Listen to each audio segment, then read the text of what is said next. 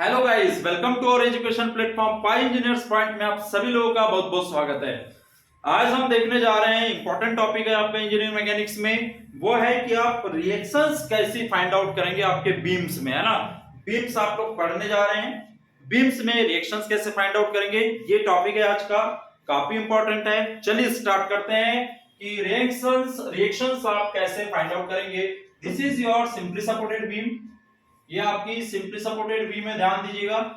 एक side roller और एक साइड हिंज हो तो वो दोनों एंड पे, है ना, सपोर्ट हो तो वो क्या होती है आपकी सिंपली सपोर्टेड बीम। तो हम ऐसे नहीं दिखाएंगे, इसको कैसे दिखाएंगे, इस तरह से दिखाएंगे। मैकेनिक्स में सिंपली आपको इस तरह से दिखाना होता है ना। तो ये एज्यूम कर लेते हैं कि ये आपकी एबी बीम है, इसके ऊपर आपका लोड लगा है पी, क्या लगा है, लोड पी लगा है, यहां से यहां तक की लेंथ एल है, ठीक है। ये जो लेंथ है बेटा, ये लेंथ एज्यूम कर लेते हैं ए, और ये वाली लेंथ जो है वो एज्यूम कर लेते हैं बी। पी लोड लगा है यहाँ पे, ठीक है। ये पॉइंट जहां पे लोड लगा है बीम के ऊपर, उस पॉइंट के ऊपर क्या मान लेते हैं, ये पॉइंट एफ सी ले लेते हैं, ठीक है। जैसे कि ये आपकी सिंपल सी बीम है, यहाँ पे इस तरह से लोड लगा है, देखिए ये दो सपोर्ट हो गए, ये दो सपोर्ट्स हो गए, इसके ऊपर यहाँ पे कहीं बोरा वगैरह रखा है या कुछ ऐसा रखा हुआ है, तो इस पॉइंट पे पॉइंट लोड का काम कर रहा है, ठीक है। पॉइंट लोड का मतलब कुछ चीज रखी हुई है या कोई लोड आ रहा है वहां, बात समझ में आ रही है, किसी बॉडी का। तो इसका हमें क्या करना है, रिएक्शंस फाइंड आउट करना है। तो इस सपोर्ट का रिएक्शन आर ए और इस सपोर्ट का रिएक्शन आर बी, ठीक है। मतलब कि देखिए बीम के ऊपर से लोड आता है तो रिएक्शन सपोर्ट पे आते हैं और वो अपवर्ड डायरेक्शन में होंगे, ठीक है, ध्यान दीजिएगा। तो क्या करना पड़ता है, सबसे पहले देखिएगा यहां पे टोटल, पहली इक्वेशन लगाएंगे हम लोग, total vertical force is equal to zero. जो इक्विलिब्रियम इक्वेशंस हमने पढ़े हैं, तो total vertical force is equal to zero होता है, तो downward is equal to upward. तो अपवर्ड फोर्स क्या क्या है, देखिए यहाँ पे R A plus R B है, अपवर्ड है, देखिए दोनों, तो दोनों को अपवर्ड होते हैं तो पॉजिटिव, मैंने दोनों को जोड़ दिया। और डाउनवर्ड क्या है, पी, तो इज इक्वल टू क्या है, पी, तो upward is equal to downward, ये याद रखें, upward is equal to downward, तो R A plus R B is equal to P हो जाएगा, इक्वेशन नंबर 1। कोई दिक्कत है इसमें? दूसरी जो सेकंड इक्वेशन है वो है कि summation of moment is equal to zero use करना होता है, total moment is equal to zero use करना होता है आपका सिंपली सपोर्टेड बीम में। तो एंड पे, इन एंड्स पे जो मूवमेंट होता है जीरो होता है बेटा, ना यहाँ पे भी मूवमेंट जीरो होगा इस एंड पे, और इस एंड पे भी मूवमेंट जीरो होता है, ठीक है। अब देखिए क्यों, इसके लेफ्ट हैंड साइड में कोई फोर्स है क्या, नहीं, तो ये इधर से मैं यहाँ पे लोड लूंगा, फोर्स लूंगा तो क्या होगा, जीरो, क्योंकि कोई लोड नहीं। इधर इसके राइट हैंड साइड में कोई लोड है क्या, नहीं है, तो इधर से मैं यहाँ पे मैं मूवमेंट निकालूंगा तो क्या होगा, जीरो। बात समझ में आ रही, जीरो। इसलिए एंड्स पे, फ्री एंड्स पे क्या होता है, मूवमेंट जीरो, फिक्स पे नहीं होता है, फिक्स पे ऐसा नहीं होता है, ध्यान देना। मूवमेंट मेरा जीरो है, तो देखिए या तो यहाँ पे आप मूवमेंट निकाल लें या फिर यहाँ पे मूवमेंट निकाल लें, किसी भी पॉइंट पे आप मूवमेंट निकाल लें, कोई दिक्कत नहीं। तो इस पॉइंट ए पे मैं मूवमेंट निकालूंगा तो क्या होगा, देखिएगा, मूवमेंट एट ए पॉइंट निकाल रहा हूं, किसी भी पॉइंट पे निकाल सकते हैं, बी पे भी निकाल सकते हैं, ए पे मूवमेंट निकाल रहा हूं मैं, तो देखिए ये जो लोड है वो इस तरह से घूमेगा, कैसा घूम रहा है बेटा, एंटी क्लॉकवाइज। ये वाला बीम को कैसे घुमाएगा, ऐसे घुमाने की कोशिश करेगा, ये लोड इस तरह से घुमाने की कोशिश करेगा, ये बीम है, इस बीम को ये वाला फोर्स कैसा घुमाएगा बेटा, ये ऐसे मोड़ने की कोशिश करेगा ऊपर ऐसे, ठीक है। और ये वाला जो लोड है इस बीम को इस तरह से बेंड कराने की कोशिश करेगा नीचे, तो ये एंटी क्लॉकवाइज और एक क्लॉकवाइज, तो क्लॉकवाइज को आपको पॉजिटिव लेना है और एंटी क्लॉकवाइज को नेगेटिव लेना है। तो देखिए जिस पॉइंट पे आप मूवमेंट निकाल रहे हो उस पॉइंट पे जितने भी फोर्सेस की लाइन ऑफ एक्शन आती है उनको कंसीडर्ड नहीं करना है, नोट कर लेना। जितने भी फोर्सेस जिस पॉइंट पे आप मूवमेंट निकाल रहे हैं उस पॉइंट पे किसी फोर्स की लाइन ऑफ एक्शन डायरेक्ट आ रही है तो उस फोर्स को नहीं लेना है। तो ए पे मुझे मूवमेंट निकालना है तो सिर्फ दो ही फोर्स लेना पड़ेगा, एक ए और एक ए, इसको लेने की जरूरत नहीं क्योंकि यहाँ पे वो डायरेक्टली है इस पॉइंट पे, ठीक है। तो आरबी इंटू यहाँ से आने की लेंथ कितनी, एल, तो क्या हो जाएगा बेटा, आरबी इंटू एल, ठीक है। तो आरबी कैसा है, एंटी क्लॉकवाइज, तो माइनस, ठीक है। और ये देखिए ये वाला कैसा, क्लॉकवाइज, तो P plus P into anti clockwise को नेगेटिव लेते हैं, P इंटू यहां से आने की लेंथ A, तो A हो गया। अब ये टोटल मूवमेंट यहाँ पे कैसा है, जीरो ए पे, तो ये जीरो के बराबर, तो क्या हो जाएगा, minus RB into L plus P A, तो यहां से RB into L is equal to क्या आ गया, P इंटू ए। तो आरबी बराबर क्या आ गया बच्चा, पी अपॉन एल। बात समझ में आ रही है? तो मैंने कहां पे मूवमेंट निकाला बेटा, है ना, movement at end A, end A पे मैं मूवमेंट फाइंड आउट किया है। तो एंड पे, दोनों एंड्स पे मूवमेंट कैसा होता है, सिंपली सपोर्टेड बीम के केस में जीरो होता है। तो एम ए मतलब कि मूवमेंट एट ए कितना लिख दिया मैंने, जीरो लिख दिया, बिकॉज कि this is your simply supported beam. ये कौन सी बीम है बेटा, simply supported beam, understand.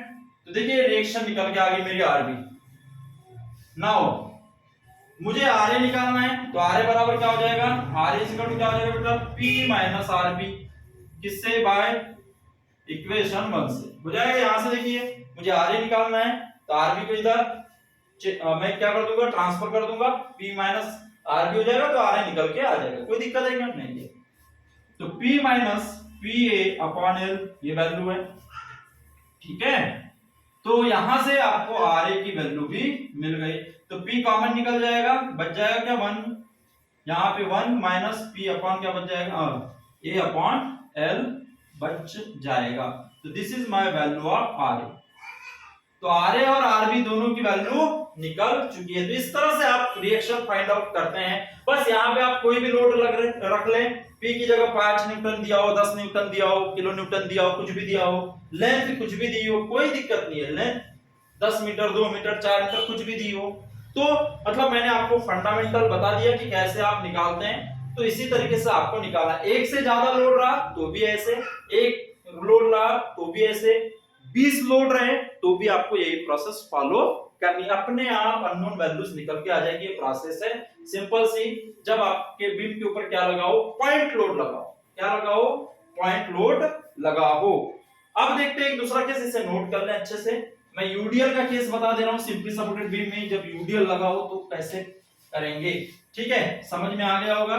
I hope कि इस सिंपल से मैकेनिज्म से आप लोगों को समझ में आ गया होगा। देखिए इस बीम के ऊपर क्या लगाओ, सिंपली सपोर्टेड बीम के ऊपर कोई लोड लगा है, कौन सा, यूडीएल लोड, यूडीएल लोड लगा है, और इसकी इंटेंसिटी W, और ये यहां से यहां तक की लेंथ कितनी L, ठीक है। ये रिएक्शन हो जाएगी क्या बेटा RA, और ये रिएक्शन क्या हो जाएगी RB, और मुझे ये पॉइंट क्या हो जाएगा A, और ये A और ये वाला आपका पॉइंट B, मतलब AB बीम है, लेंथ आपका L है, यूडीएल लगा है W। यूडीएल का मतलब होता है कि यूनिफॉर्मली डिस्ट्रीब्यूटेड लोड लगा हुआ है, ठीक है। आरए और आरबी की वैल्यू निकालना है, तो यहाँ पे आरए और आरबी क्या हो जाएगा बेटा, RA plus RB total upward is equal to total downward. तो याद में रखना कि ये जो लोड है यूडीएल वो कितने स्पान में लगा है, जितने स्पान में लगा होता है, मतलब जितनी लेंथ पे लगा होता है उसका मल्टीप्लाई करते हैं। तो यहाँ पे पूरी स्पान के ऊपर लगा है तो W इंटू L, ये हो जाएगा टोटल लोड इसका, इस यूडीएल का टोटल लोड जितने स्पान में लगा होता है, क्योंकि इसकी यूनिट क्या होती है, न्यूटन पर मीटर या किलो न्यूटन पर मीटर, मतलब 1 मीटर में कितना, तो जितने मीटर होंगे उससे मल्टीप्लाई करना पड़ेगा जितने मीटर में लगा है या जितनी लेंथ में लगा है, ठीक है। फिर से वही है ना, ये किससे आ गया बेटा, summation vertical force is equal to 0 से आ गया। दूसरा क्या, summation of movement is equal to 0 होता है, तो मूवमेंट ले लूं ए पे, है ना, तो movement at A point, movement at A point, A point पे मैं मूवमेंट लूंगा तो कितना होगा 0, ए पॉइंट पे मूवमेंट 0, तो 0 के इक्वल ये कैसा होगा बेटा, एंटी क्लॉकवाइज, तो minus anti clockwise minus RB into यहां से यहां तक की डिस्टेंस एल। और देखिए ये यूडीएल कैसा है, ऊपर लगाया तो बीम को नीचे मोड़ने की कोशिश करके, ऐसे बेंड कराने की कोशिश करके, तो प्लस, तो यूडीएल का लोड देखिए, लोड कितना है W इंटू L, लोड है यूडीएल का, इस पूरे यूडीएल का लोड कितना है W इंटू L, इनटू हमेशा यूडीएल के सेंटर से जिस पॉइंट पर मूवमेंट निकालना चाहते हैं वहां तक की डिस्टेंस लेते हैं। तो इस यूडीएल का सेंटर कहां होगा, यहां से यहां तक की डिस्टेंस कितनी होगी बेटा, L/2, तो इनटू L/2। तो ये तो टोटल लोड हो गया यूडीएल का, लोड इनटू डिस्टेंस, यही होता है मूवमेंट परपेंडिकुलर डिस्टेंस। तो परपेंडिकुलर डिस्टेंस कहां से लेते हैं बेटा, पॉइंट यूडीएल के केस में उसके सेंटर से, तो इसका सेंटर यूडीएल के यहां होगा, यहां से यहां तक की डिस्टेंस। तो क्या हो जाएगा बेटा, इसको इधर लेके आ जाऊंगा, तो क्या हो जाएगा RB into L is equal to क्या हो जाएगा, WL square divide by 2, L into L square. तो यहां से RB बराबर क्या मिल जाएगा मुझे, एक L से एक L कैंसिल, तो ये हो जाएगा WL बाय 2, RB निकल के आ गया। तो आर ए बराबर क्या आ जाएगा, डब्ल्यू एल माइनस क्या आ जाएगा बेटा, आर बी बाय इक्वेशन 1 से। तो यहां से देखिए W L minus R B की वैल्यू कितनी है, डब्ल्यू एल बाई 2। तो यहां से डब्ल्यू एल कॉमन निकल जाएगा, तो बच जाएगा कितना, 1 माइनस 1 बाई 2। तो एक में से आधा गया तो आधा ही बचेगा, तो डब्ल्यू एल बाई 2। तो आर ए और देखो आर बी की वैल्यू कैसे निकली यहाँ पे, सेम निकली है या निकली, सीधी सी बात है। देखिए यूनिफॉर्म है, पूरा लोड कितना है डब्ल्यू एल, तो आधा यहाँ पे आएगा आधा यहाँ पे आएगा, सिमेट्रिक लोड है। तो ये प्रूफ भी हो गया कि हमारा सही आया आंसर, ठीक है।